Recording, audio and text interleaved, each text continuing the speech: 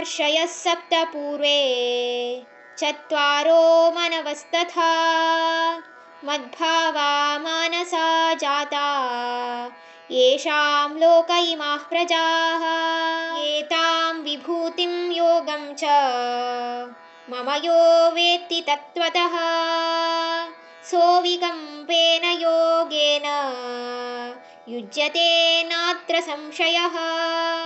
ಮಹಾ ಋಷಿಗಳು ವಸಿಷ್ಠ, ಅಗಸ್ತ್ಯ, ಪುಲಸ್ತ್ಯ, ಪುಲಹ, ಅತ್ರಿ, ಆಂಗಿರಸ ಮತ್ತೆ ಕೃತು, ಹಾಗೆ 4 ಮನುಗಳು ಸವರ್ಣಿ, ಬ್ರಹ್ಮ ಸವರ್ಣಿ, ರುದ್ರ ಸವರ್ಣಿ, ಧರ್ಮ ಸವರ್ಣಿ, ಇವರೆಲ್ಲರೂ ನನ್ನ ಮನಸ್ಸಿನಿಂದನೇ ಹುಟ್ಟಿ ಇಡೀ ಜಗತ್ತಿಗೆ ಜನಸಂಖ್ಯೆಯನ್ನು ತಂದವರು.